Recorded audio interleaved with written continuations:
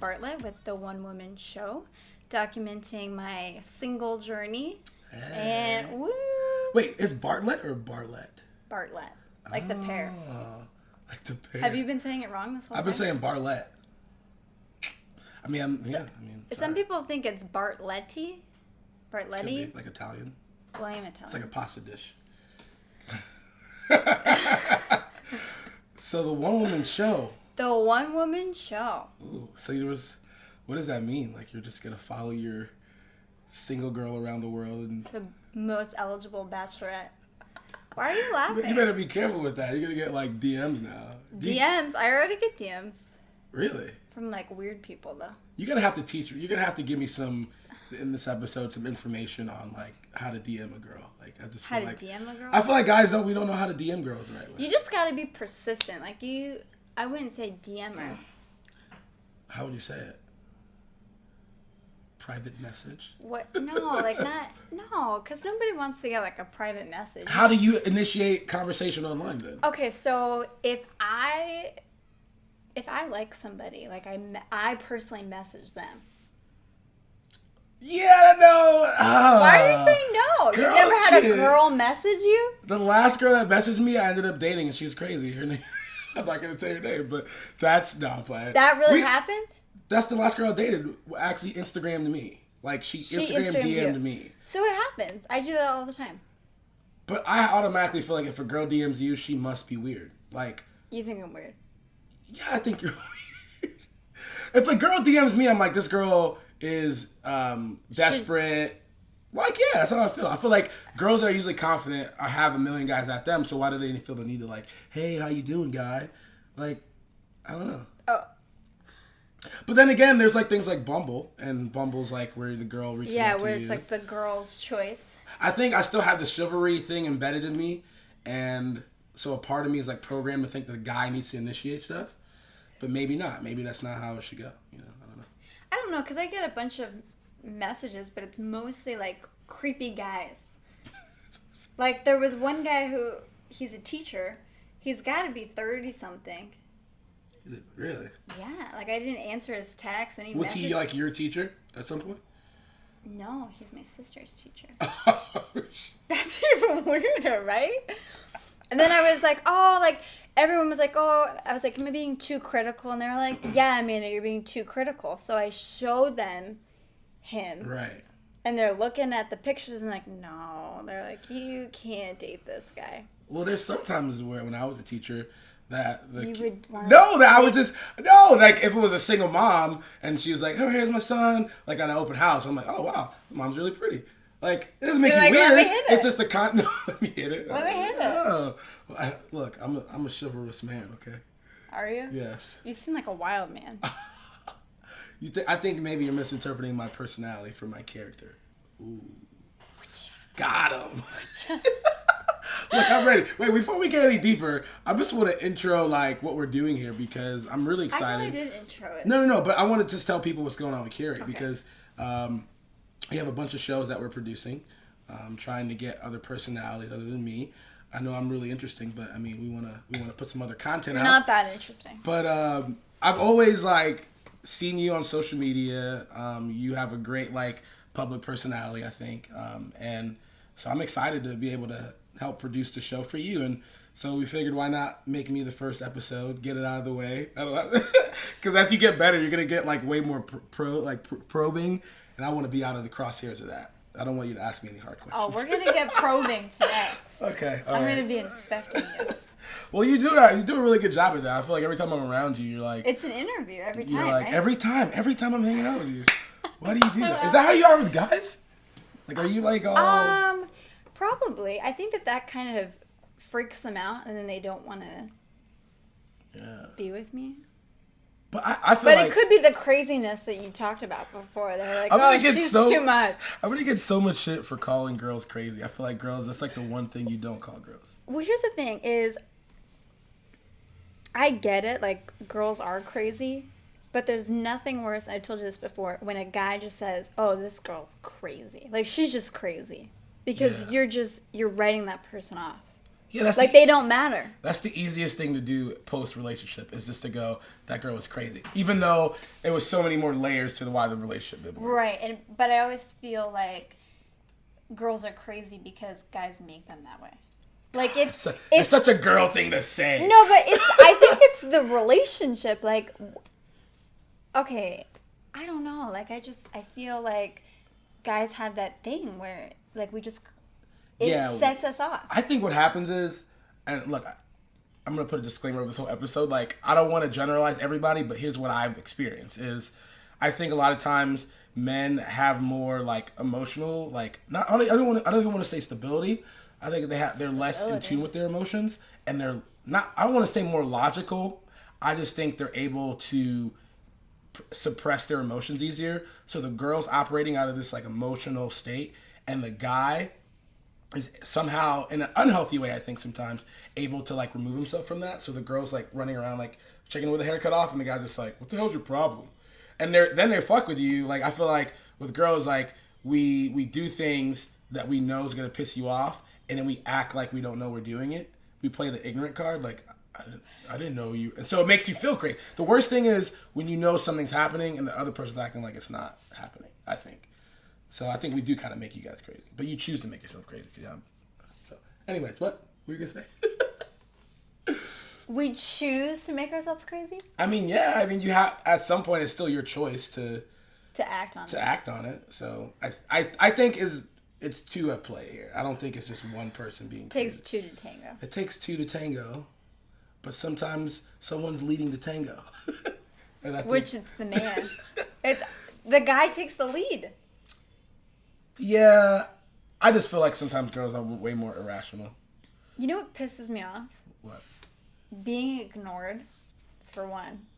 And then, like, I don't know what it is, but if you send out a paragraph to a guy or, like, multiple questions in the text message, they only answer one. Have you noticed that? Yeah, like I said. Why? Why do you only answer one?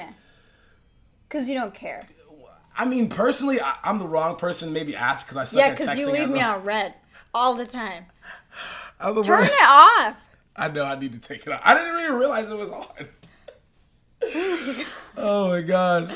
I don't know. I feel like I said, I think it relates back to what I'm saying before is I think guys could just be less sensitive and less like sentimental when it comes to even just something simple as texting, because we don't realize the meaning that a girl might feel that it has, where I'm like, why are we texting? What are we going to text about? This is meaningless. Whereas the girl's like, I want to know about your day. I want to know about all these things.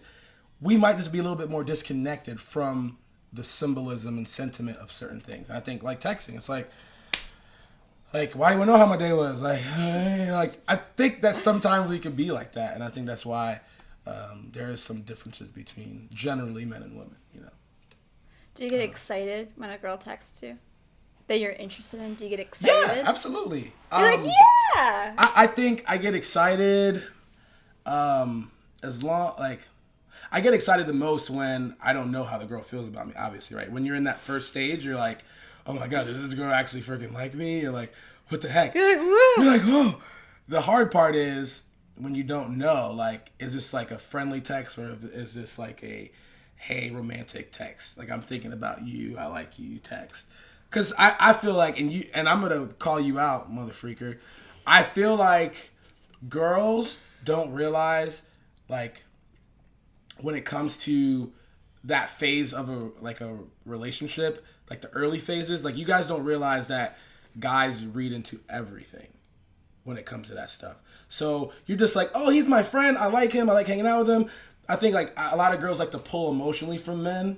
Like, oh, you're like, you know, I call you every day just to have that person, but you don't realize that the guy's actually like thinks that you like them. Why do y'all do that? It's kind of selfish, don't you think? You get to, it's like when a guy, it's like if a guy's using you physically and you're like, don't use my body. Well, don't use my heart, okay? You just can't take from me, okay? You can't just like call me when you want and text me and have me say nice things about you. And like, that's just using me. Are you calling me out for that? I don't know if you do it. You probably do. But I'm just saying, people listening need to know, you can't just use men emotionally. You can't use my emotional body, okay? There you go. What do you have to say about that, though? Because I feel like you're definitely a friend zoner. You definitely friend zone people. I know you do. Yeah, but I feel like I need to be friends with somebody first before I have a relationship with them. Yeah, but how do you go from we're friends? It's like going down the street and there's a fork in the road, and if you don't hit the button of romance soon enough, you're gonna take the right road, and the right road is friend zone. So it's like you have like a small window to like be like a sexual like option. A sexual? Yeah, a girl needs to sexualize you soon enough before. Who told you that? This is just what I know. This is what I know. A girl has to in the friend phase has to see you as a sexual partner soon, or else they're gonna be like, oh my god, he's like a brother. Am I right? If I'm wrong, why am I wrong? Because can girls transition from like being a completely friend to like I want to date this guy? Is that possible? I think, well, all the people that I've dated, I'm like, no, I'm never gonna date that person, and then they're just so persistent that I'm like, whoa, well, shoot, like obviously it's meaningful if they were, you know what I mean? Like if they tried that hard. Obviously they care, which is why I ignore people in the beginning. Right. Which I think most girls do. That's what you're. But then girls, I hear girls, because I'm friends with a lot of girls. I have a lot of good girls that are friends. They give me a lot of insight. And they're like, oh my God, that guy's being so annoying. Or he's a creeper. And you're like, what's the line between creeper and being like romantically persistent? Like, what the heck? Like, I got. Well, if someone thinks that you're creepy, like they're never gonna date. Then how do you do things that are like what is creepy to you? I feel like a girl says creepy just when they're not interested in the guy.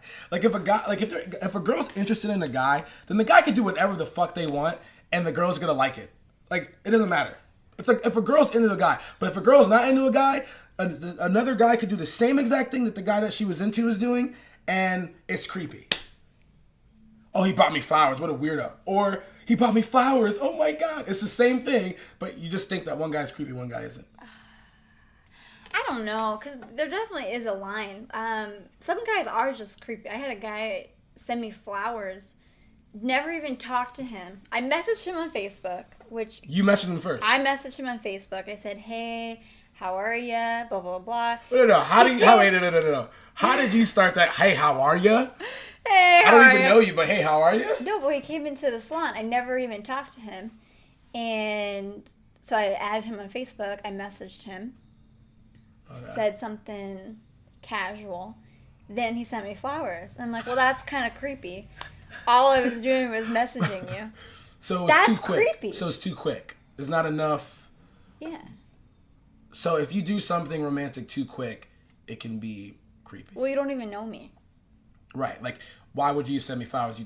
So you knew that didn't mean anything to him. Like, you knew that... Apparently it did, because he got mad at me. He goes, you didn't even thank me. You didn't even talk to me.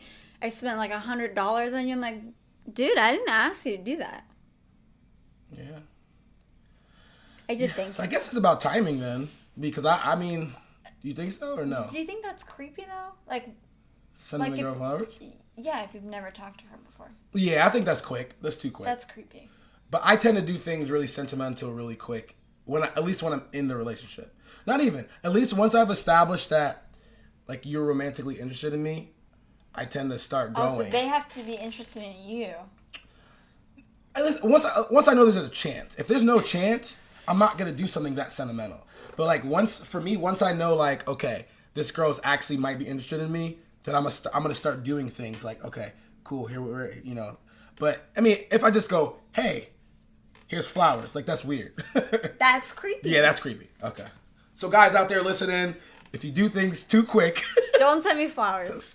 Don't send me flowers. Wait till the first date. What would be your ideal timeline then? Because like to send me flowers, no, just relationship. Just relation. Like, what is your ideal timeline to like start dating a guy that you just met? Wow, what's today? No, somebody said to me, they're like, are you looking to get married? Do you want to be married? Like right now? And I said no. So they said, you don't need to be dating anybody. You don't need to have a boyfriend. And I kind of agree with that. Like, unless you want to get married or you want something that's serious. You don't need to be dating anybody. You just have casual relationships, or you just have friendships. Right. Because, you know what I mean? But then I also think that when it's the right time, then you're with the right person. Right. So you're not looking to get married. You're not just looking to get married to get married. You're like, you feel like when you find the right person, you will want to get married? Well, I'm not looking to just date anybody. Right. You know what I mean? You're looking to get married. Yeah. Don't. Look how she's leading into the mic. She's like, I'm not really. Don't tell anybody. Don't tell anybody. No, because, okay, so I'm going to tell you a little story. So I was maybe like 6 or 7. This is like society ingraining in a girl that she needs to get married and have a family. I don't know how it is for other girls. But there was this kid that I had a huge crush on. Mm-hmm. Matthew Cremo. Don't cuss. She doesn't like when I crush. Open yourself. Okay. Open yourself. But you're about to say Matthew Cremo? Matthew Cremo. I had a huge crush on him. Let's just still how lame that name is. Shout out to Matthew Cremo. Poor guy. So anyway, so I was like, yeah, like we were playing house. I was the wife, obviously. Wait, how old were you? I was like 7. Okay, playing house. All right. And I was like, yeah, like, just, don't you think it's so great that we're married and, like, all this stuff? Obviously, he was, like, freaked out by that because that's creepy. Right. But I always had this in my head, like, I'm going to be married, I'm going to have children. And then you get older and you're like, whoa, like, I have to put that under wraps. Because not everybody wants that. Suppress that dream of yours. Push that down. I thought I was going to be married at, like, 21. Here I am, 23, so it's not in the cards. Well, I mean, so you thought you'd be married by... I thought I'd be married, like, super young, popping them out. But you could have. You probably could have settled down with some of the guys. Yeah, weirdo. But you dated some weird dudes. I dated some not so good guys. Dude, the last time I hung out with you, we were downstairs, literally at Ford's garage. Oh, gosh. And one of the bartenders, you realized that you and her dated the same guy. And you guys, the way you guys were talking about this guy, you guys were like, yeah, and he does drugs, and I'm like, this guy is a shitty dude. And you guys are like, yeah, he's so shitty. My poor father. I hope he never watches these things. Oh, he's gonna watch. I'm gonna link him. Yeah. Well, you and everybody else. No, I'm gonna get a call from my aunt. She's gonna be like, do you know what your daughter's been doing? Yeah. No. Okay. So in my defense, most of my ex-boyfriends have dealt drugs a little bit, not hard stuff, just weed, which isn't a drug. Sure. But at the time they were dealing it was a drug. Like, I'm talking, like, I'm in the house. It's like 2:00 in the morning. Somebody's coming to the house. You know. A friend. Or the person. The guys would tell you that they're selling drugs, or you wouldn't know. Well, I knew. I'm like, I respect the hustle. I respect the hustle. Do they have jobs, or like, is that their job? I guess that's their job. I don't see them working a 9 to 5. Isn't that bad? Okay. No, I mean, hey, it's just what you're into. I'm not into it though. Like, I don't know how a good Christian girl like me gets into this kind of trouble. Because you like to save people. Got him. This is my show now. No, yeah, I do feel like you're interviewing me. We're turning it. No. So you don't like to save people? I go after the lost one. Exactly. But here's the thing, is I feel like you're lost, so I went after you. Don't you feel that way? Like, I'm just a caretaker. No, you do. You'll text me like, hey, hope you're having a good day. Like, are you okay? And I'll be like, yeah, but like, how are you? You're like, oh, I'm just depressed and sad. And I'm like, why are you trying to look out for me in the midst of you just like have mental breakdown? Because it's like therapy. Like, you helping other people helps yourself. Yeah. Do you think that's messed up? Or you think that's a good thing? I feel like you already have the answer to that. I don't know, because I feel like that's what we all do, is like. But you want the same thing. You want to help people too, even though you've got a hurricane of stuff going on. It's like, for me, a part of my survival, I feel like a part of human survival is to bring purpose to your pain. Like, to make something good out of something bad. So I have all these like super big emotional problems due to like things that have happened to me and then things that I've done to myself, right? So I have all these hurts and pains and all that good stuff, and here I am. I'm like, I'm 26 and I have all this baggage, and I'm like, I have to do something with this. I have to help people, or else this is all for nothing. So for me, it's like, yeah, I kind of need it. I do, but I don't want to try to save myself by saving other people. Like, I want to help people with my problems, like through my problems and through my struggles, but I don't want to like try to fix my problems by helping other people. You feel like that's what I do? Yeah, I think so. You're like, yeah. I think so. I think you're learning. I think you're learning not to. Yeah, and I think that you have to put yourself first. Right. And that's the difference between the two, is who's coming first in that. And yeah, I mean, maybe. Okay, so my ex-boyfriend, he would always say to me, I always put you first. Right. He said, like, you're my world, like all this stupid stuff. I think I think that's whatever. And then I talked about it with more people, and they're like, well, they should put you first. Do you feel like that's true? That when you're in a relationship, that person should be number one? I don't know. Because that blew my mind that somebody would say that to me. It's hard to tell. I think the whole general scope of a relationship is self-sacrifice. Self-sacrifice. Like, yeah, sacrificing what you want for the needs of other people. That's a part of... That's a relationship. That's a relationship. Wow, it sounds terrible. No wonder why I'm single. It does. I think about if I were to get even in like a very, very serious relationship or married. You're going to have 8 children. Like, oh my God. It's true. I know children. it. I can Everyone see it. always says I'm going to have like a bunch of children. You're going to have at least 5. Do I look like that guy that's going to have a bunch of children? It's over there, Rodrigo, the wine bottle, the wine opener. Can you bring it on over? Yeah. I can't find the wine. It's over there. The wine opener's over there. Everyone always thinks I'm going to have 8 children. We got some wine going. I'm so happy. No, what was I going to say before that, though? I was on to something really good. The putting other people first. Putting other people first. I In a think about relationship. if I got married and I were to want to go eat dinner after work. If I want to eat dinner after work, okay? You want to eat I dinner want to after go work. where I want to go, when I want to go. With your wife or no? I don't want to have to wait. I don't want to have to wait for you to meet me or like I have or for Thank example. God we're not dating. Okay, Oh my God. going to sleep. Do I have to wait for you to go to like? Hey, honey, we're going to sleep. No, you're going to sleep. Go to sleep if you want to. Why do I have to go to sleep while you go to sleep? It's all those things where you like the connect, where you have to like. Why don't you want to go to sleep? Or I want to go eat here, but you don't like that food. My biggest fear is marrying someone that doesn't like the same type of food that I like. And just because I also dated a girl last time who only ate freaking chicken fingers and mozzarella sticks and didn't like any. I'm just like. What about salad? I feel like she's gonna die soon. All those carbs. Do you want to open one? Yeah, you probably drink like one Look at bottle me. a Aren't day. I a lush? Yeah. I'm really sorry to my family members. Yeah, no, you don't know what you're doing. No. Oh, you do? Okay. The teamwork there. Okay, Like, keep talking. Would you marry someone, like, not even married, but like, doesn't it bother you when you want to go out somewhere out to eat and you can't because... I know I need somebody who's crazier than me, who forces me to do more. Yeah. Well, I mean, I'm like full pour type of person. Who, All right, cool, good. like, forces me out of my comfort zone. Like, I don't need somebody who's shy. Right. I don't need a wallflower, because I can be a wallflower. Okay.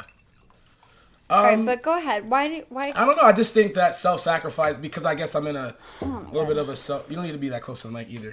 I don't want to. I guess I'm in a. I don't want to say selfish in a negative way. I just think that the world does revolve around me right now in the sense of like what I want, and it's scary for me to think about just like being completely like self-sacrificed of my my whole being is for another person. That sounds really bad.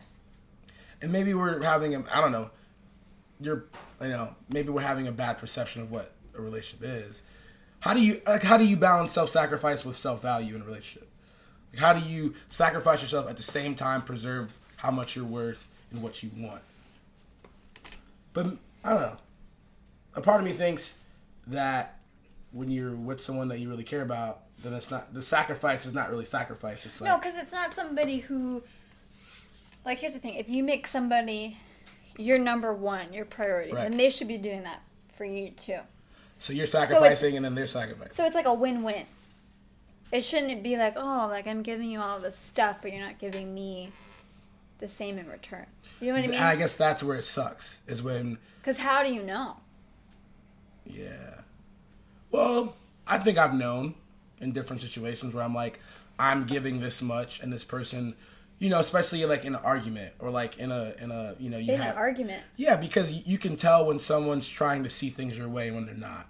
And that to me is like a big form of sacrifice, is when someone's trying to use empathy. Like if we're arguing and I'm like, here's how I feel, and they're not even listening to that, and you're like, but you're listening to how they feel, and you're always the one apologizing, and they're never like meeting you there, then that for me is like a big problem, because I'm very much so like, let's talk things through, let's use empathy to get through our problems, all that good stuff. Empathy. Empathy, you know what that word means? Fuck you. I don't know, what do you think about that? I mean, are you self-sacrificial in your relationships in the past? Obviously, you let them sell drugs out of your house or something. Sacrifice your house. No, I think I am, but not. How do I put it? I think like emotionally, yeah. Like I think that I'm always there for people, and I try to bend over backwards for them. But at this, why are you laughing? No. Do you think you don't know me? No. Okay, keep going. Why did you The laugh? people watching will know why. You said bend over backwards. Oh. Okay. Keep going. This is a relationship podcast. You can't say something like that without me. You want me to be open? I'm being open. Oh my god. Go ahead. No, but I don't know. I think it's just it's a strange thing for me to make someone number one. Right. You've never done that before? I made them number one. No, I think my career always came first. Your what? Your career. Yeah. You said that weird. You said career. Is that how you say it? drinking. I'm slurring. Are you slurring already? Maybe a little bit. Your career has come first. Okay. Well, I think it was different for that person because he didn't really have a job. So what is he really sacrificing? Nothing. I'm He's the sacrificing son. you. That's what happens when you try to be Jesus to people. They kill you. They sacrifice. What are you saying? That I try to be Jesus to people? Yeah, try to be a savior. This is true. Yeah, I mean, I don't know. I feel like I'll get to a point where it'll be very evident to me that I want to fully. It's not because I exhibit forms of self-sacrifice from time to time. In what way?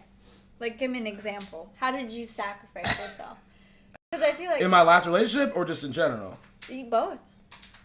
I'm a very thoughtful person. Okay, tell me how.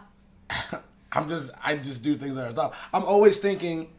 I am always thinking about what the other person wants. I am trying to be very hospitable to that person's needs and wants at most of the time. So I'm like, hey, what would you like to do? I'm not just thinking about what I want to do.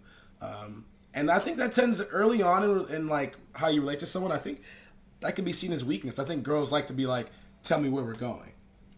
And so. You think a girl wants to be told where she's going? I think a lot of times they do. I think so. I think a lot of girls. We have a girl right here. See, she does. Girls. Not all the time. I got some guys back here. Is that not a thing? When you ask a girl on a date, do you go, hey, where do you want to go on a date? You say, here's where we're going. Here's the time I'm picking you up. And if they have like problems with it, then yeah. But like, you don't just go, hey, where would you like to go on the date? At what time would you like? Because girls are like, I don't know. You tell me. Like, let's go. But you might. Are you basing that off of like a Facebook post? I'm basing that off of like 95% of girl interaction. Okay. I think I'm like the worst kind of girl because yeah, you are the worst. No, because I always think I'm like, oh, like I'm so easygoing. Like you pick the place. That's like what I'm saying. Whatever. But in my head, I'm like, no, like this is where I want to go. But I let them give options. I'm like, no, this is where I want to go. Well, I feel like there needs to be a balance. Like I usually go, hey, what's your favorite type of food? And then I pick something. It should be like a 50-50. Like no, but because that's like my worst fear in a relationship is to be like controlled.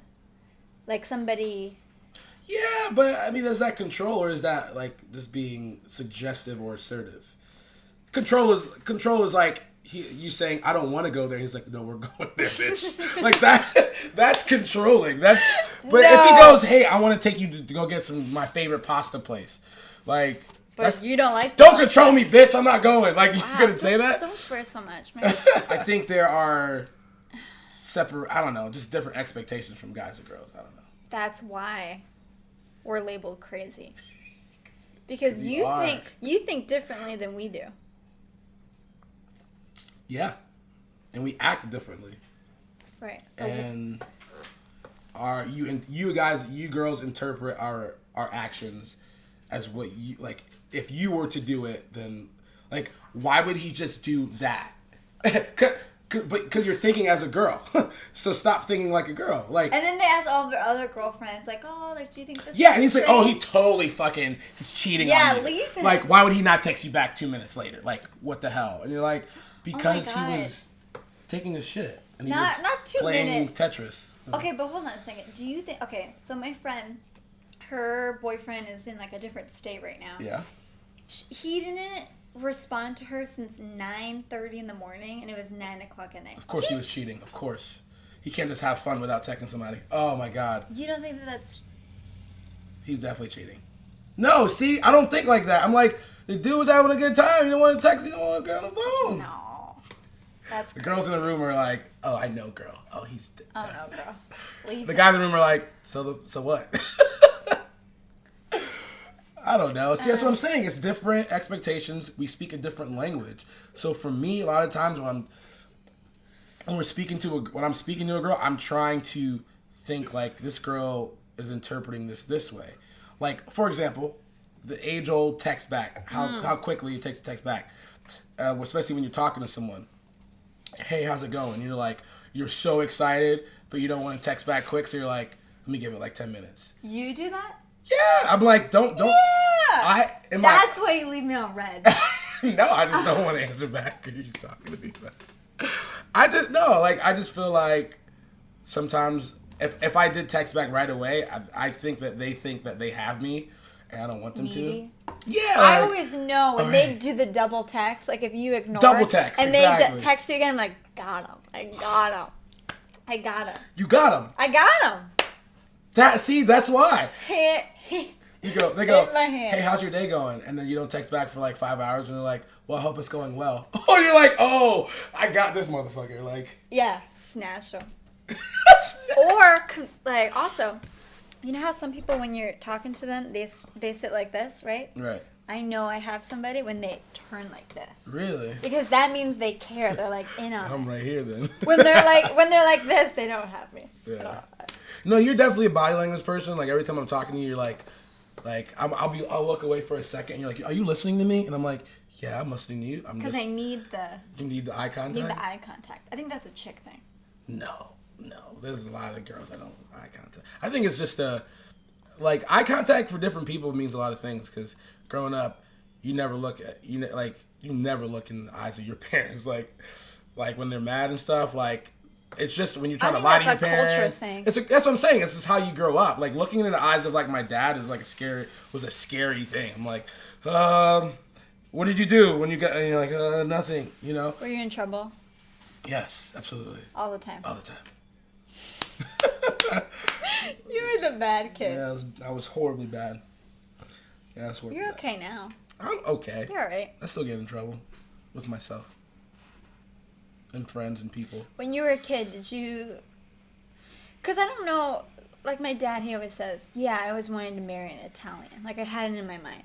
And then he married an Italian. When you were a kid, were you like, yes, I'm going to marry a Hispanic chick, have 8 children? Did you think about things like that, or did you not care? I think what's like a guy growing up in New York, predominantly black neighborhood, my only crushes and stuff were black girls. I didn't even really date a black girl. I dated this one Jamaican girl, and Jamaica. She was like really mean. She was mean? Yeah, she was very mean. But then it was early on, so it was probably traumatic. So that turned you probably off. beat me. That's why you don't like black women. Oh, see, don't put that out here in the world. That's what you said. That's not even me being racist. That's what you said. I never said I didn't like black women. You said it's either going to be. I love my African queens. A Hispanic chick. I love my beautiful. Or a white girl. Nubian queens. Then you wrote off white chicks. No. The Latinas. I would love to date a black girl. Hit him up. I would love to. Up. I would love to. Don't lie on my podcast. I'm not lying. Stop lying. Look, your body language says lying. I'm open. I made it up. Lying. I made it up. I so then like when I moved here, I've never seen this many Spanish girls, and I was just like, dude, no, yeah, sure, the curvy, but like. Black girls are curvy, so like back up. Like the Spanish girls don't got no curves on no black women. Like I don't know. If it was about curves, Spanish girls are evolving. So are white girls. White girls are evolving. It's kind of scary. It was more about. It was more about for me the exoticness of a Spanish woman that got me because I'm like because a black girl to me isn't really exotic because that's like what I know, right? But people. If she ain't foreign, she boring. Exactly. No.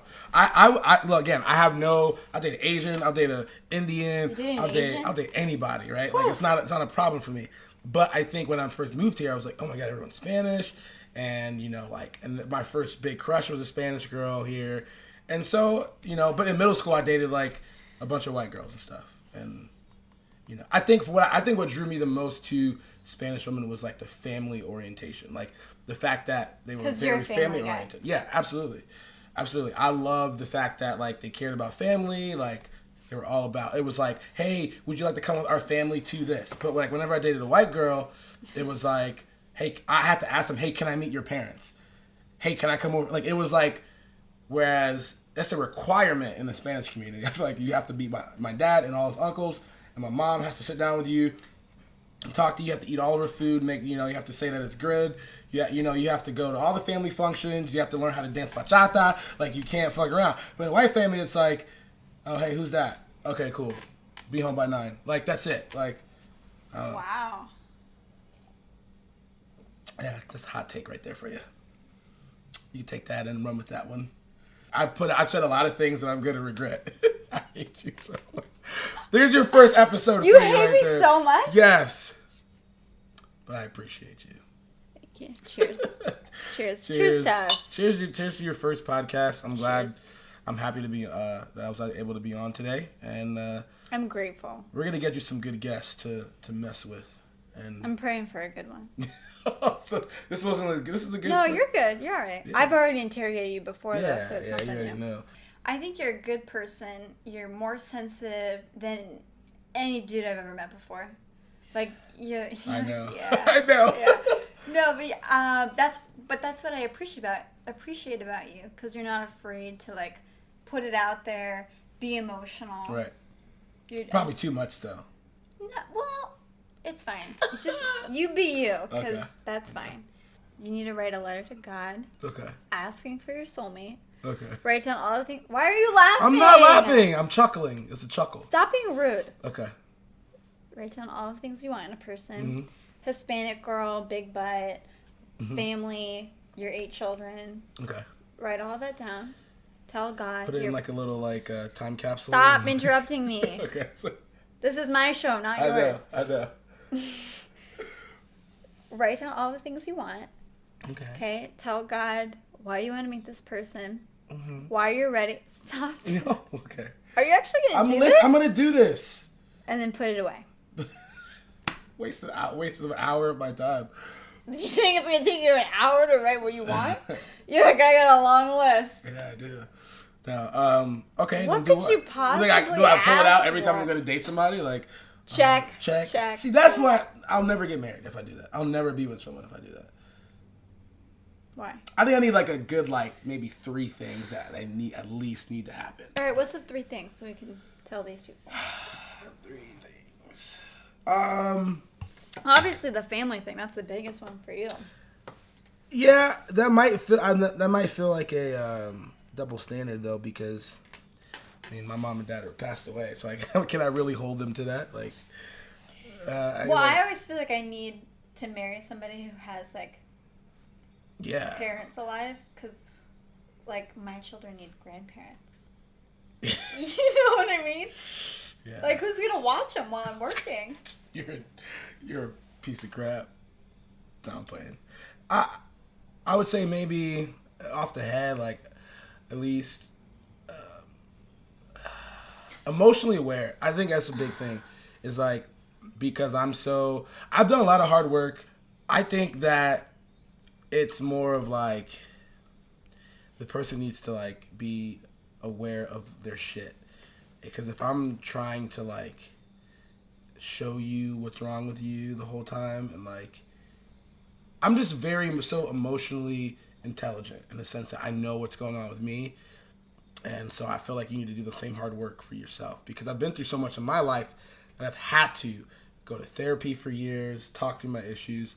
That's probably one of the biggest things that I feel like I need is that. And then two, I think having like a sense of ambition and drive for something bigger. And then, I don't know, gotta be pretty. I would say that. No, instead of connecting it to pretty, I think you have to like... Don't be a whore. No. I think you just need to be good in bed. I mean, that'll be a bad relationship. I'm very sexually driven, so... True love waits. You should tune back next time. I'm gonna take my clothes off. I'm kidding. I'm kidding. We're gonna tune in just in case. I'm a good Christian girl. Shout outs to my family. Cheers. Love you. Thank you for watching.